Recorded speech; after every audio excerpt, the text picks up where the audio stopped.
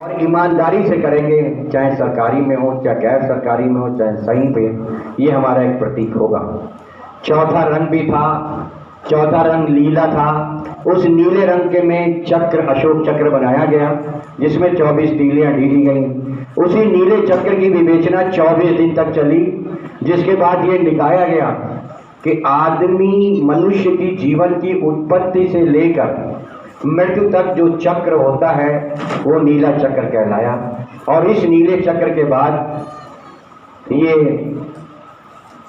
हम लोग उस रंग को हटा दिया गया, क्योंकि हमारे जिंदगी में हमेशा यही चक्र चलता रहेगा, आज कल सुबह दोपहर शाम, और हर तरफ देश का नाम, देश का नाम, देश का नाम।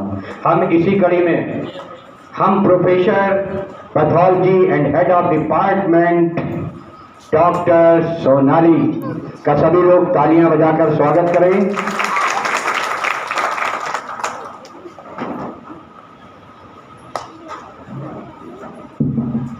नमस्कार।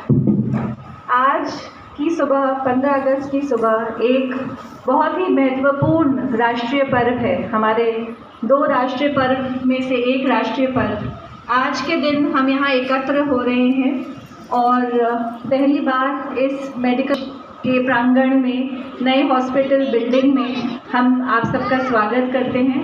सर्वप्रथम स्टेज पे विराजमान प्रधानाचार्य महोदय, CMS sir doctor Ansari, CMS madam doctor Vandana, आप सभी का मैं हार्दिक स्वागत करती हूँ और दिल से हार्दिक बधाई देती हूँ। आज का जो हम 78वीं स्वतंत्रता दिवस का जो आज वर्षगांठ है, इसमें हमें ये हमेशा याद रहे कि ये आज़ादी हमें कई निरंतर बलिदान के द्वारा मिली गई थी, और इसीलिए आज जो हम आज़ाद हैं, स्वतंत्र हैं, इस स्वतंत्रता का मूल्य हमेशा हमें याद रहे। साथ ही में इस स्वतंत्रता का हम कदम पता होनी चाहिए, बट राइट से पहले अपनी ड्यूटी पता होनी चाहिए। इसी के साथ मैं एक बार फिर आप सबको बधाई देती हूँ और मेरे दिल से आप सबको बधाई। और बहुत ही हम इस कार्य के लिए हम सचेत रहें, हमेशा अपनी स्वतंत्रता का हमें हमेशा जितना हमें अनुभव है, जितना हमें आभास है, अपनी ड्यूटी का भी उतना ही आभास रहे। धन्यवाद। आज इस नवीन प्रांगण में उपस्थित मेडिकल कॉलेज के आदरणीय प्रधानाचार्य सीएमएस डॉक्टर खालिद, हमारे सभी चिकित्सक, फैकल्टी के समस्त शिक्षक, पूरा पैरामेडिकल स्टाफ, समस्त कर्मचारी एवं अन्य सभी को आज स्वतंत्रता दिवस के 78वीं वर्षगांठ के समारोह में उपस्थित होने का मैं हार्दिक अभिनंदन करती हूँ एवं आप सभी को बहुत बधाई देती हूँ। आज के दिन, आज बहुत ही विशेष दिन है, विशेष राष्ट्रीय पर्व है। और दूसरा, इस नवीन प्रांगण में आज हम लोग पहली बार झंडारोहण के लिए यहाँ पर एकत्रित हुए हैं। इसके लिए सभी की तरफ से प्रधानाचार्य सर को मैं धन्यवाद करना चाहती हूँ।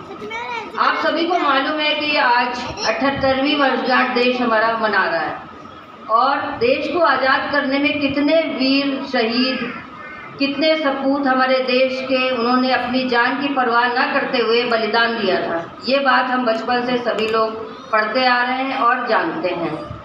तो हम लोग को इसके लिए सच्चे मन से उनको श्रद्धांजलि अर्पित करना चाहिए कि उन्होंने अपनी जान की परवाह न करते हुए हमारे देश को आज़ाद कराया।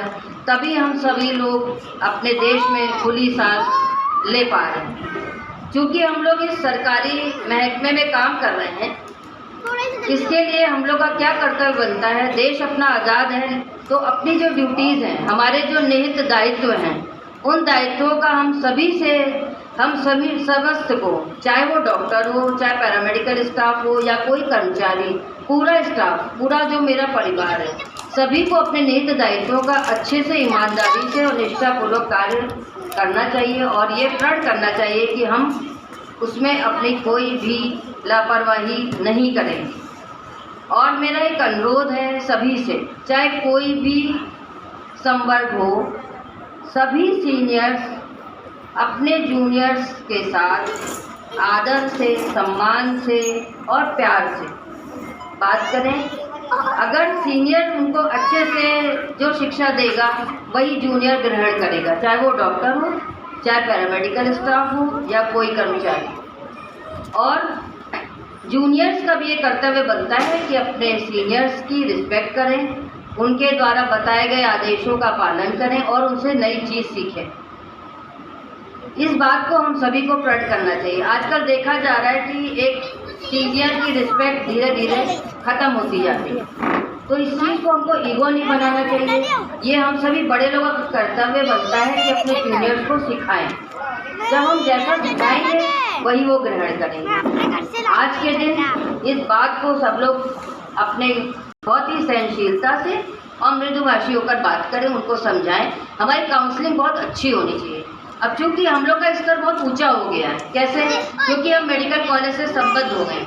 अब जो भी रैंकिंग हमारी जाएगी वो मेडिकल कॉलेज के लेवल से जाएगी और वो हमारे प्रिंसिपल सर को रिप्रेजेंट करेगी, क्योंकि हम लोग के हेड प्रिंसिपल सर। तो एक जो जिला चिकित्सालय वाली बात है वो अब नहीं है। तो उनकी गरिमा को, इस पद की गरिमा को ध्यान में रखते हुए सब लोग अपने कार्य करें। और इसी बात के साथ मैं अपनी वाणी को विराम देती हूँ और आखिरी में सबको बहुत बहुत आज के दिवस की बधाई। जय हिंद, जय हिंद, जय हिंद। महोदय, CMS में डॉक्टर जाटव तथा उपस्थित यहाँ सभी साथियों, भाइयों बहनों, आज आप लोगों को जो है 78वें स्वतंत्रता दिवस की हार्दिक बधाई।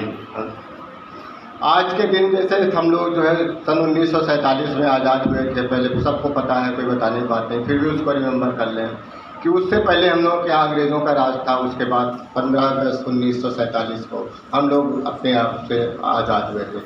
उसके बाद हम लोगों ने खुली हवा में सांस ली और अपना कानून बनाया। उसके बाद हम लोग अपना कर्तव्य कर रहे हैं और इससे इस टाइम पे हम लोगों का कर्तव्य ये है कि हम लोग आज़ाद तो हो गए हैं, लेकिन इसको देश को चलाना है, कैसे क्या करना है, इसके बाद तो कानून बने। तो हम लोग आज 15 अगस्त के दिन ये प्रण लें कि हम लोग जहाँ पे जिस स्थान पे हैं और जो हम लोगों का कर्तव्य है उसको सत्य और निष्ठा से हम लोग कार्य करेंगे, तभी हम अपने देश को जो है आगे बढ़ा कर ले जा सकते हैं। जो है बस 15 अगस्त के दिन हमारी यही शुभकामनाएँ रहेंगी जो है। और आज के दिन हमारे 15 अगस्त के दिन हम लोग एक नए प्रांगण में प्रवेश किए हैं। हम लोगों का कर्तव्य और बढ़ गया है कि हमें उसके साथ साथ इसको भी हमें उसको अच्छे से करना है और हम लोगों की जिम्मेदारियां और बढ़ गई हैं, तो इसको भी हम लोग उसी तरह से अपने निर्वहन करेंगे अपने कर्तव्यों का। तो इसके साथ में धन्यवाद। चिट्ठी भेजी निकाला, अखबारों में लोग आ गए इंटरव्यू के, तो नहीं, ये वो टफ काम है कि जो करता है वही जानता है। बहुत मेहनती, बहुत लगनशील, बहुत ही सज्जन। मैं सभी लोग तालियां बजाकर उनका स्वागत करें और उनके इस आपके प्रति समर्पित शब्दों को सुने। सभी लोग तालियां बजाएं।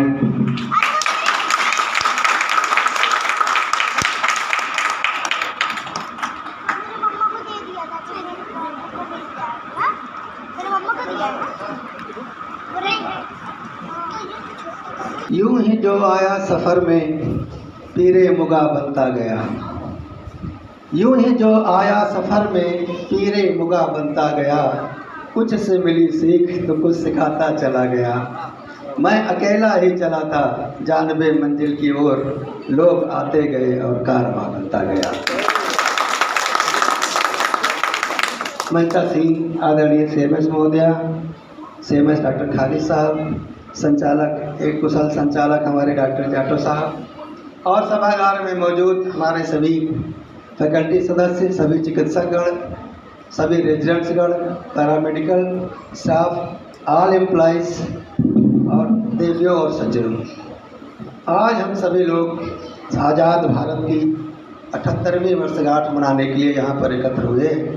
इस अवसर पर आप सभी लोगों का हार्दिक स्वागत है, अभिनंदन है, वंदन है, माथे पर रोली चंदन है।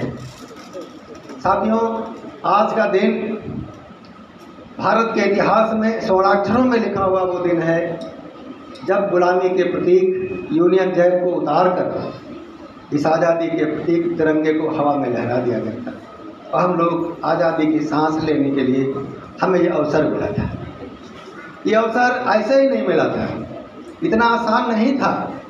200 साल अंग्रेज़ों की गुलामी, 600 साल मुग़लों की गुलामी, उसके बाद की ये आज़ादी जो मिली, इसके पीछे कितना बलिदान हुआ, कितनी कुर्बानी हुई, ये सोचने की बात है। हम जब सोचते हैं इसमें बलिदान तकरीबन 7 लाख लोगों का बलिदान हुआ था, जब ये दिन हमें देखने को मिला। और ये लड़ाई केवल 15 अगस्त 1947 की नहीं है, इसकी शुरुआत समझिए 1857 से शुरू हुई, बल्कि उससे भी पहले 1757 में प्लासी के युद्ध से शुरू हो गई थी, जब नवाब सिराजुद्दौला और अंग्रेज़ों के बीच युद्ध हुआ था लगान वसूली को लेकर के। उस समय की विडंबना ये थी, नवाब सिराजुद्दौला की हार हो गई थी, अंग्रेज़ों की जीत हुई थी। उसी दिन से उनके अंदर ये आ गया कि हम इस देश पर राज्य कर सकते हैं, वरना वो तो व्यापारी थे, वो तो व्यापार करने आए थे, यहाँ राज करने नहीं आए थे। ईस्ट इंडिया कंपनी आई थी केवल व्यापार करने के लिए, क्योंकि उस समय भारत विकसित देश था। यहाँ की बनी हुई ढाका के मलमल आप सुनते होंगे, अंगूठी से निकल जाता था पूरा थान, ऐसा बनता था। अन्न हमारे यहाँ बनता था, वस्त्र हमारे यहाँ बनते थे, कल्चर हमारे यहाँ से था, दुनिया यहाँ से लेती थी। वो लेने के लिए लोग आए थे, तभी तो सारे लोग भारत पर आक्रमण किए। भाई क्यों किया भारत पर आक्रमण?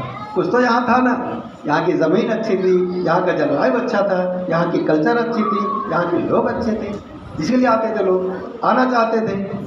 और फिर हमारी कुछ कमजोरियाँ थी, उसका फ़ायदा उठा के हमारे ऊपर राज करते चले। तो हमें इस बात पर भी विचार करना है कि हम गुलाम क्यों बने, हमें ये भी देखना है। खैर वो समय था, तो अब हम ये बात करेंगे कि भाई हम गुलाम क्यों बने, आज़ादी क्या, इस पर बात करेंगे। पहले हम क्यों गुलाम बने, तो ये चीज़ थी हमारी विविधता। विविधता जो हमारी ताकत भी है, यूनिटी इन डाइवर्सिटी हमारी ताकत भी है, और वो हमारी कमजोरी भी है। कमजोरी ये कि हमें लड़ाना बहुत आसान है। अंग्रेजों ने भी यही काम किया, डिवाइड एंड रूल, भाषा के नाम पर, बोली के नाम पर, पहनावे के नाम पर, धर्म के नाम पर, मजहब के नाम पर लड़ाया उन्होंने, आज भी किया। वही देखिए, आज़ादी 14 अगस्त 1947 को पाकिस्तान को मिली, भारत को 15 अगस्त को मिली, और वो भी पूरी आज़ादी नहीं, हमको पूरी आज़ादी नहीं मिली। ये बात मैं आज खुलासा करूंगा। ट्रांसफ़र ऑफ पावर एग्रीमेंट मिला था हमें 15 अगस्त 1947 को, उसका भी जिक्र करना जरूरी है। उनको आज़ादी मिली, कितने चतुर थे अंग्रेज, देखिए बीच में चले गए हमारे पर शासन करके, और हम किस पे लड़ते रहे, बंटवारा हो गया, बहुत सारे लोग पाकिस्तान से हिंदुस्तान की तरफ भाग रहे हैं, हिंदुस्तान से पाकिस्तान की तरफ भाग रहे हैं। कितनी बड़ी भगदड़ थी, कितनी बड़ी मारकाट थी, कितनी बड़ी छीना झपटी थी कि हमारी चीज़ यहाँ रह न जाए, हमारी प्रॉपर्टी यहाँ रह न जाए, लेकर हमको जाना है, उधर से आए, कितनी मारकाट थी। आपस में लोग लड़ते रहे, और जिसने हमें गुलाम बनाया था दोनों को, वो अंग्रेज चुपचाप चले गए, उनके खिलाफ हम लोग नहीं लड़े। ये विडम्बना है सर, 15 अगस्त 1947 को आपस में लड़ते रहे। और विडम्बना उससे बड़ी ये है कि आज भी हमको उस मुद्दे पर लड़ाना बहुत आसान, और लड़ते रहना गलत बात है। इसको, सच्चाई को समझिए। आज़ादी असली तभी मिलेगी जब हम आज़ादी का मकसद समझेंगे। आज़ादी के माने ये नहीं है कि हम कुछ भी करेंगे। स्वतंत्रता और स्वच्छंदता में अंतर है। स्वतंत्रता ठीक है, आप जो चाहें, आपके विकास के लिए सारा माहौल उपलब्ध होना चाहिए, जिसमें आपको विकास कर सके, पूरा विकास कर सके, जो भी आपकी क्षमता है, जो भी आपकी प्रतिभा है, ऐसा माहौल मिले, इसको कहते हैं आज़ादी। ठीक है, इसके 4 आयाम हैं। ये सोशियो पॉलिटिकल आज़ादी बोलते हैं। इसमें क्या है, हमको जीने की आज़ादी होनी चाहिए, फ्रीडम टू लिव, यानी हर व्यक्ति को रोटी, कपड़ा, मकान मिलना ही चाहिए। ये जो भी शासन करता है, जो भी हेड है, head of the country, head of the institution, जो भी है, उसकी ये जिम्मेदारी है, हेड ऑफ द सिस्टम, कि हर व्यक्ति को जीने लायक 3 चीज़ें, वो रोटी, कपड़ा, मकान मिलना ही चाहिए। इस संविधान में प्रावधान किया गया है। कोई व्यक्ति भूख से ना मरे, कोई व्यक्ति दवा के अभाव में ना मरे, कोई व्यक्ति इलाज के अभाव में ना मरे, कोई व्यक्ति अत्याचार अन्याय से ना मरे, ये चीज़ है। तो सबको राइट टू लिव मिलना चाहिए, फ्रीडम है। दूसरी है फ्रीडम ऑफ एक्सप्रेशन, अभिव्यक्ति की स्वतंत्रता होनी चाहिए। अभिव्यक्ति स्वतंत्रता मतलब है, आप कहेंगे हम तो बोल सकते हैं, बोलना नहीं। जब आपका विरोधी विचार का भी व्यक्ति बैठा हो, जो विचार हमें नहीं भी अच्छा लगता है, हमारे सिद्धांत के खिलाफ है, फिर भी उसे हमें सुनने की क्षमता होनी चाहिए। इसको कहते हैं सहिष्णुता। आप हमारा विरोध कर सकते हैं, हम सत्ता का भी विरोध कर सकते हैं कि हमारी समझ में ऐसी बात है, ये बात हमारी आपकी समझ में नहीं आई, उस पर झगड़ा नहीं होना चाहिए, उसे सुनना चाहिए। इसको बोलते हैं फ्रीडम ऑफ एक्सप्रेशन। ये चीज़ हो तब आप आज़ाद। तीसरी चीज़ क्या है? Right to equal opportunity. सबको बराबर अवसर मिलना चाहिए, उसमें कोई जात, धर्म, क्षेत्र, भाषा इस चीज़ का अड़चन नहीं आनी चाहिए कि आप ही ये काम कर सकते हैं, आप इस परीक्षा में बैठ सकते हैं, आप एडमिशन ले सकते हैं, आप ये कोर्स पढ़ सकते हैं, आप नहीं पढ़ सकते, ऐसा नहीं। ये इक्वलिटी टू अपॉर्चुनिटी तब मानेंगे कि हम आज़ाद हैं। और चौथा पॉइंट होता है राइट टू जस्टिस। जस्टिस, अगर हमारे साथ अन्याय होता है, जैसे हमारे बहुत सारे कर्मचारी कह रहे हैं, तो उस पर भी न्याय की व्यवस्था, जस्टिस होना चाहिए। यानी सच क्या है, सच के साथ पक्ष को, सिस्टम को खड़ा होना चाहिए। अगर ऐसी व्यवस्था है तो इसको हम कहेंगे ये आज़ादी व्यवस्था है, ये आज़ाद व्यवस्था है, ये फ्रीडम का इन्वायरमेंट है, ये है सोशियो पॉलिटिकल आज़ादी। लेकिन उससे बड़ी एक और आज़ादी तो हमारी स्वयं की आज़ादी, इंडिविजुअल फ्रीडम। उससे आपको किसने रोका है? आप जो करना, अब सच बात है, आप जो करना चाहते करते वही आज़ादी है। आप जो करना चाहते हैं, माने आपकी इच्छा, आपके रुचि के खिलाफ ज़्यादा देर कोई आपको मोड़ नहीं सकता। सबकी बात है, अगर हमारी रुचि ये नहीं है पढ़ने में तो हमें कोई पढ़ा नहीं सकता। ज़बरदस्ती बैठाओ, रुचि है खेल कूद में, आप निर्भर से कहोगे बैठ के पढ़े, वो कभी नहीं पढ़ेगा। अमिताभ बच्चन पढ़ेंगे नहीं, क्यों पढ़ेंगे भाई? क्योंकि उनकी रुचि है एक्टिंग में, एक्टिंग में जाएंगे। ऐसे आपकी रुचि है, जो काम करने वाले लोग हैं उनको कहना नहीं पड़ता। बाकी लोग चाहते हैं हमको तो कोई देख ही नहीं रहा है, हमको तो किसी ने कहा ही नहीं, तो हम क्यों काम करें, बैठे हुए रहते हैं। ये नहीं, तो अभिरुचि है तो व्यक्तिगत स्वतंत्रता। आप अपने को सोचिए, आप क्या करना चाहते हैं, आपको रोकता कौन है?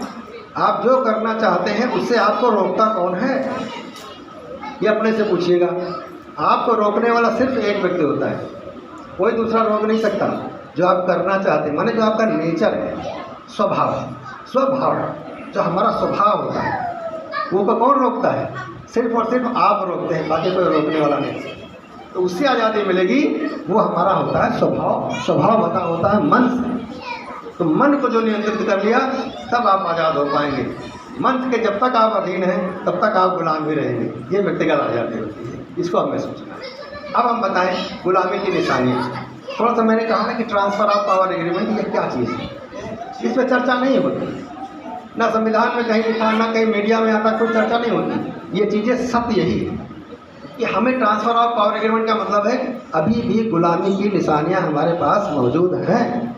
अभी आप लिखा पढ़ी में देखते हैं, एक होती है सेंट्रल गवर्नमेंट, एक होती है गवर्नमेंट ऑफ इंडिया। ये केंद्र सरकार और भारत सरकार दो अलग अलग क्यों हैं? हमें बताया जाता दोनों एक है। अगर दोनों सिनोनिम है तो फिर अलग अलग क्यों लिखते हैं? सेंट्रल गवर्नमेंट बराबर गवर्नमेंट ऑफ इंडिया होनी चाहिए, लेकिन नहीं है। सेंट्रल गवर्नमेंट अलग है, भारत सरकार अलग है। संसद देखिए दो बन रही है। एक अच्छी खासी संसद थी, दूसरी संसद बनाने की क्या जरूरत थी? उससे बढ़िया नहीं है, ऐतिहासिक भवन है। आज तक क्यों हुआ? आज तक भारत की प्रत्येक लोकसभा में 2 एंग्लो इंडियन नॉमिनेट करता है प्रेसिडेंट। बताइए क्यों? ना उन्हें चुनाव होता है, ना उनके साथ कुछ होता है, लेकिन 2 MP आपके लोकसभा में जाते हैं नॉमिनेटेड बाई प्रेसिडेंट। किसके आदेश से भाई? सुप्रीम कोर्ट और हाई कोर्ट का कार्य अंग्रेजी में ही हो सकता है, हिंदी में नहीं होता। देखिए हमारा देश तो हिंदी भाषी देश है।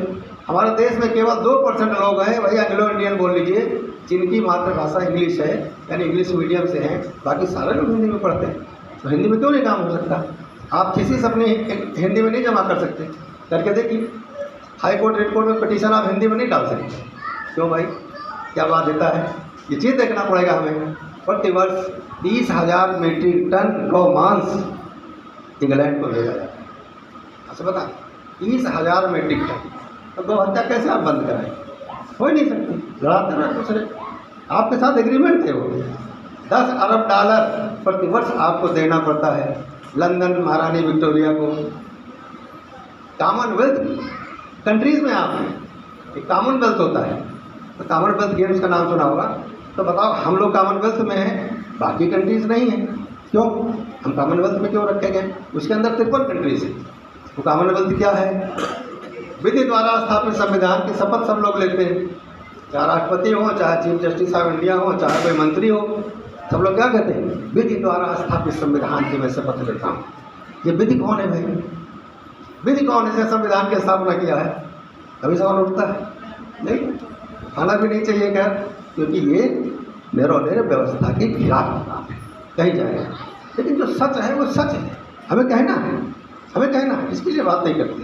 खैर बहुत ज़्यादा आंदोलित नहीं करूँगा ना, नरेंद्र जैसे लोग तो नारा लगाने की व्यवस्था करनी चाहिए, तो कब जानकारी होनी चाहिए, जब जानकारी होनी चाहिए। ये सच है हमारे देश का। वही जैसे मैंने बताया, जो संप्रदाय का जो अंग्रेज लोग करते थे उसी नीति को हमें समझना है, हमें उस पर नहीं जाना है। कोई कितनों कहे, हमें उस पर नहीं जाना है। धर्म को मानिए ना, सांप्रदायिकता को मत मानिए। धर्म का मतलब, धर्म तो हमेशा एक ही होता है, साधारित या धर्म, यानी आत्मन प्रतिकूलान परेशान समाचरित। धर्म ये है जो अपने प्रतिकूल है वो दूसरे के साथ नहीं करना है। धर्म ये है, सब धर्मों का मूल है। कोई धर्म लड़ाना सिखाता है क्या? परहित सरिस धर्म नहीं भाई, पर पीड़ा सम नहीं अध भाई। सब में लिखा है, चाहे हिंदू हो, चाहे मुस्लिम हो, चाहे सिख हो, चाहे जैन हो, ईसाई हो, कोई लड़ना सिखाता है? फिर हम क्यों लड़ते हैं? वो सांप्रदायिकता है, हम श्रेष्ठ हैं, वी आर बॉर्न एक्सेलेंट। ये जो फीलिंग है, जन्म से हम श्रेष्ठ हैं, ये धारणा गलत है। जन्म से कोई श्रेष्ठ होता ही नहीं, चाहे कोई धर्म हो, चाहे कोई जाति हो, चाहे संप्रदाय हो, चाहे कुछ भी हो, कर्म से व्यक्ति श्रेष्ठ बनता है। इसमें जाना है, इसको समझना है, इसके खिलाफ हमको लड़ना नहीं है। तो आज का दिन नमन का दिन है, आज का दिन मनन का दिन है, और आज का दिन चिंतन का दिन। नमन उन ज्ञात अज्ञात शहीदों को, 7 लाख जो ज्ञात हैं बाकी लोगों को, जिन्होंने इस आज़ादी के लिए अपने प्राणों की आहुति दे दी। बड़ा क्या जरूरत थी भगत सिंह को 23 साल की उम्र में? उनको तो अंग्रेज सब कुछ कह रहे थे कि भाई तू केवल गलती मान ले, तेरी सारी सज़ा माफ़ कर दूंगा। उन्होंने कहा ना, अगर आप हमको छोड़ोगे मैं फिर तुमको मारूंगा, क्योंकि हमें गुलामी नहीं चाहते। आप हमारे देश से निकलिए, हमें बर्दाश्त नहीं है। चंद्रशेखर आज़ाद थे, खुदीराम बोस थे, अशफाक उल्ला थे, उनको क्या सगल? एक यही तो आज़ादी के लिए मतवाले थे कि हमें आज़ादी चाहिए, हमें गुलामी पसंद ही नहीं। तो उनको बहुत समझाया गया कि भाई आप मान लो हम चले जाएंगे, तुम लोग अपनी व्यवस्था कैसे चलाओगे? तुम लोग चला नहीं पाओगे, तुम लोग जाहिल लोग हो, हमारी कल्चर की ताकत को जानते नहीं थे, कल्चरली हम कितने स्ट्रांग थे, हम नहीं चला पाओगे। तब सुभाष चंद्र बोस आए, हमसे नहीं, आपसे इससे मतलब नहीं है, आप यहाँ से जाइए, हम व्यवस्था कैसे चलाएंगे ये हमारा है, आपको जाना ही होगा। इतना जाकर के जब प्रेशर बना है तब ये लोग गए। उन लोगों को मैं नमन करता हूँ, और मैं नमन करता हूँ आज के हमारे सुरक्षाकर्मी, हमारे सैनिक भाई, हमारे all military and paramilitary forces, जिनकी वजह से हमारी सरहदें सुरक्षित हैं, जिनकी वजह से हम आज़ादी की सांस ले पा रहे हैं। मैं नमन करना चाहता हूँ अपने उन राजनयिकों को, उन नेताओं को, उन राष्ट्रभक्तों को जो हमें आज़ादी के मायने सिखा रहे हैं, आज़ादी में जीना सिखा रहे हैं। मैं नमन करना चाहता हूँ अपने किसान भाइयों को, जो रात दिन अपना खून पसीना बहाकर सारे देश का पेट भरते हैं और खुद खाली पेट सोने को बस इतना अनाज पैदा करते हैं कि रखने की जगह नहीं है। आप देखते होंगे एयरपोर्ट के बगल में खुले में लगा है, रेलवे लाइन के किनारे लगा हुआ है, 1 करोड़ टन अनाज प्रतिवर्ष सड़ जाता है, क्योंकि रखने की व्यवस्था नहीं, खुले में पड़ा हुआ है। अब सोचिए आप, और दूसरी तरफ 80 करोड़ जनता 5 किलो राशन लेने के लिए लाइन लगा रही है। ये विडंबना है इस देश की, इस देश की विडंबना है। एक तरफ अनाज सड़ रहा है, दूसरी तरफ लोग भूख से मर रहे हैं। एक तरफ अस्पतालों में भीड़ मची हुई है, संसाधन भी लगा हुआ है, फिर भी इलाज के अभाव में लोग मर रहे हैं। न्यूज़ कोई ठंड से मर जाता है, कोई इलाज के अभाव में मर जाता है, कोई भूख से मर जाता है। 5000 मौतें सिर्फ भूख से होती है सर प्रदेश बच्चों में, और अगर बीमारी एक्सीडेंट में ला ले तो 10,000 लोग प्रतिदिन मृत्यु हो रहे हैं हिंदुस्तान के अंदर। 10,000 10,000 पर डे। बड़े बड़े युद्ध में मौत नहीं होती बताइए। वो तो हमारी बर्थ रेट इतनी ज़्यादा कि आबादी कम नहीं होगी, इतनी ज़्यादा हमारे पास समस्या है। ये सब नहीं होना चाहिए हमारे साथ। तो उनको नमन है, नमन करता हूँ मैं अपने अर्थशास्त्रियों को, अपने उद्योगपतियों को जो राष्ट्र की आर्थिक प्रगति में भी लगे हुए हैं। तीसरा नमन उन कलाकारों को, आपके जो है स्पोर्ट्स पर्सन्स को, आर्टिस्ट को, जो रात दिन अपनी कला का प्रदर्शन करके राष्ट्र के नाम के लिए मरे जा रहे हैं। और नमन हमारे टेक्नीशियंस को, डॉक्टर्स को, इंजीनियर्स को, एडवोकेट्स को, चार्टर्ड अकाउंटेंट्स को, सारे वैज्ञानिकों को जो अपनी समाज की प्रगति के लिए रात दिन एक थे। इस बात को भी समझने की जरूरत है। तो मैं ये कह रहा था, अब अपनी बात पर आते हैं, ज़्यादा लंबी बात नहीं करेंगे। आपने जो बात उठाई, नरेंद्र ने बात उठाई, पहली चीज़ वेतन की, ठीक है, छोटी अपनी भी बात डिस्कस कर लें। वेतन मिलेगा, मैं आपको सबको बता दूं, पैसे की बजट की कोई कमी नहीं है। थोड़ा हमारी वर्किंग प्रणाली में क्लरिकल स्टाफ की तरफ से थोड़ा ढीले हैं बेचारे, वरना कोई दिक्कत नहीं है। आपको वेतन प्रतिमाह मिलेगा ही मिलेगा, उसमें कोई समस्या नहीं है। सारे सामान की खरीद फरोख्त के लिए भी सरकार प्रतिबद्ध है, बजट की कोई कमी नहीं है। अब 3 अस्पताल हो गए हैं, कॉलेज भी है, लोग हैं, बजट की कोई कमी नहीं। मैं कहना चाहता हूँ ये सरकार की उदारता है। बस प्रोसेस में समय लगता है, वो काम करने वाला स्टाफ हमारे पास कॉम्पिटेंट नहीं, ये कहना चाहता हूँ। बाबू लोगों को सुन लें, क्योंकि उनको दिक्कत है, जानते नहीं है और जानना भी नहीं चाहते, सबसे बड़ी कमी है। अगर जानना चाहें, कोई पेट से सीख के नहीं आता। हमसे पूछो मैं कितना सीखा हूँ, मेरे को सीख के आता क्या? आई वॉज जस्ट प्रैक्टिशनर और टीचर। अब आपको एडमिनिस्ट्रेटर बना दिया तो करना पड़ा भाई, सीखिए ना, डॉक्टर खाइए, सीखिए। सीखना चाहोगे तो आप सीख जाओगे, ये लोग सीखना नहीं चाहते, इसलिए दिक्कत है। दूसरी बात बहन ने उठाया था, आप सुरक्षा की बात है, बिल्कुल ये भी एक बड़ा अहम मुद्दा है। देखिए ये मुद्दा ऐसा है कि डॉक्टर पेशेंट रिलेशनशिप, ये भी हम लोग पढ़ाते हैं और बताते हैं। ये क्या है, विश्वास की कमी आई है, केवल आप ही के बीच में नहीं है, सारे तबकों में विश्वास की कमी है। चाहे पॉलिटिकल सिस्टम देख लीजिए, चाहे एडमिनिस्ट्रेशन देख लीजिए, चाहे हम लोगों को देख लीजिए, चाहे मजदूर वर्ग देख लीजिए, विश्वास की कमी सबके अंदर आई है।